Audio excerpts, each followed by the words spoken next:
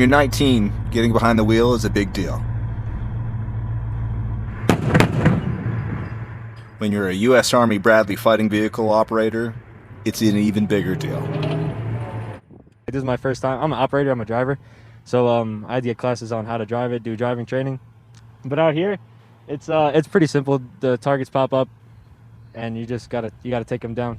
Gilfun and brigade mates from 1st Squadron, 1st Cavalry Regiment have been taking them down recently during Bradley gunnery table work on the Fort Bliss Training Complex.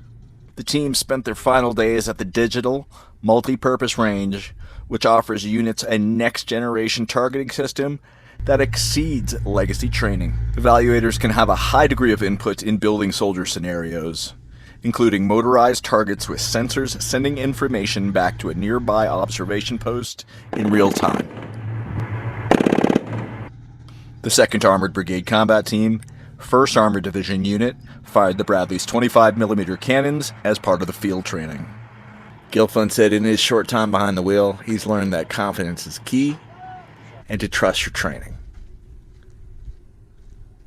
You just gotta make a decision and roll with it. Even if it's the wrong one, be confident in what you do. If you're out there and you're gonna make a decision to shoot the target or not, you just gotta pick one and stick to your gut. He said for himself and his Iron Brigade teammates, readiness is a big deal, and they're sharpening their skills at home on the range. I would say it's important because, yes, there is a pandemic all over the world, but I would say the enemy's not stopping, so why should we stop? Reporting from the Fort Bliss Training Complex in New Mexico, I'm David Poe.